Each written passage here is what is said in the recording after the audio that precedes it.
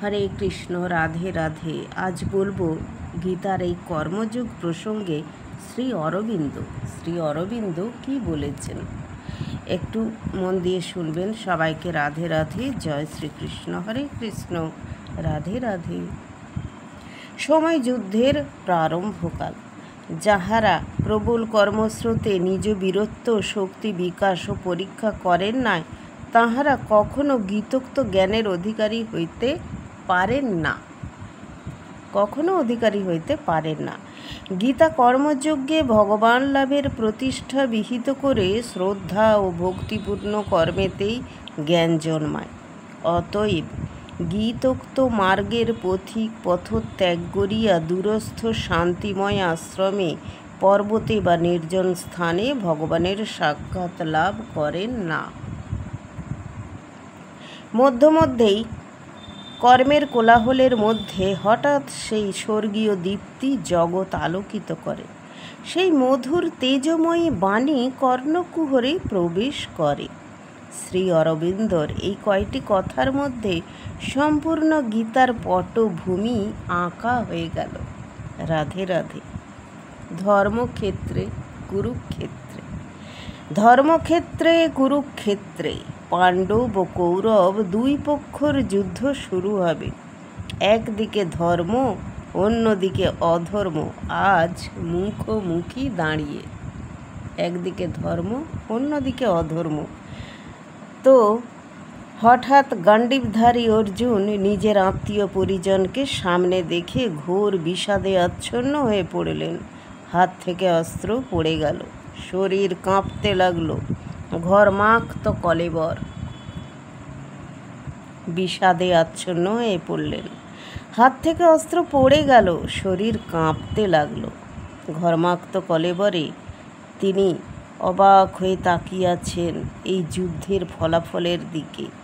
সম্পূর্ণ ভারতবর্ষের ঐক্য অথবা বিখণ্ডন ঘোষিত হবে এই কুরুক্ষেত্র যুদ্ধের নির্ণয়ের মধ্য দিয়ে।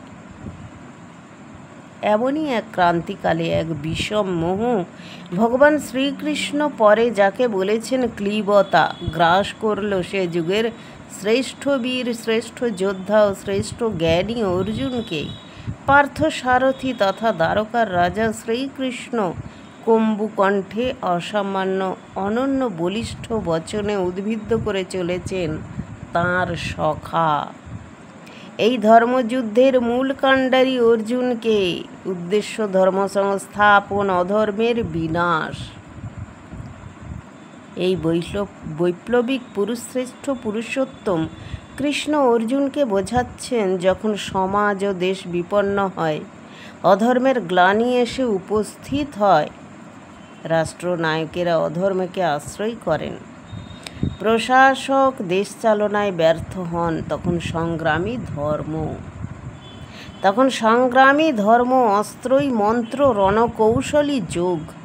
কুরুক্ষেত্র থেকে পালিয়ে যান। ধ্যান জপ কখনোই ধর্ম আচরণ নয়। সেই আপদকালে এক ও একমাত্র কর্তব্য বীরের মতো সেই বিপন্নতার সামনাসামনি হওয়া। কত বড় কথা বলেছেন। সর্বশক্তি প্রয়োগ করে সেই সমস্যা সমাধান করার চেষ্টা করা। প্রেয়র আপাত মনোহর দুর্নিবার আকর্ষণে হারিয়ে না গিয়ে শ্রেয় পথে অগ্রসর হওয়া, এটি গীতার অমোঘ দিগদর্শন। এর জন্য প্রয়োজন কর্মযোগ। রাধে রাধে, জয় শ্রীকৃষ্ণ।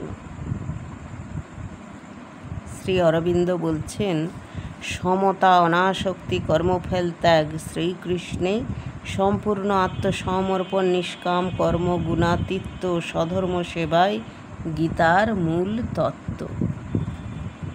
এটাই হলো গীতার মূল তত্ত্ব। এই শিক্ষাকেই ভগবান পরম জ্ঞান ও গূঢ়তম রহস্য বলিয়া কীর্তন করিয়াছেন। কর্মশিক্ষায় গীতার উদ্দেশ্য, ইহাতেই গীতার সার্বজনীন উপযোগিতা।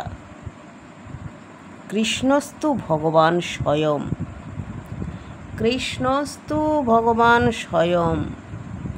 কৃষ্ণই ভগবান। স্বয়ং শ্রীকৃষ্ণ ভগবান তার শ্রীমুখ থেকে উদ্ঘোষিত শ্রীমদ্ ভগবদ্গীতাকে পঞ্চম বেদ বলে মান্য করা হয়। গীতা একটি সম্পূর্ণ শাস্ত্র।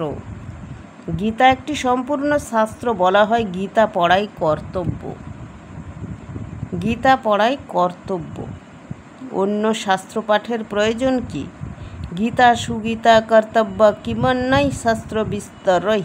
কারণ গীতা স্বয়ং পদ্মনাভস্য মুখপদ্ম বিনিসৃতা। ভগবানের মুখ নিঃসৃত বাণী, ভগবানের মুখ থেকে যে কথাগুলো বেরিয়েছে সেটাই হলো গীতা। তাহলে অন্য শাস্ত্র পড়ে কি হবে? গীতা শাস্ত্রের বেশ কিছু অভিনব দিক রয়েছে, যেমন 18টি অধ্যায়ের প্রতিটি অধ্যায় এক একটি যোগ, যা এর আগে কোনো গ্রন্থে পাওয়া যায়নি। বিষাদ যেমন যোগ, মোক্ষও তেমন যোগ। আরেকটি নতুন তত্ত্ব উপস্থাপনা করা হয়েছে গীতায়, কর্মযোগ।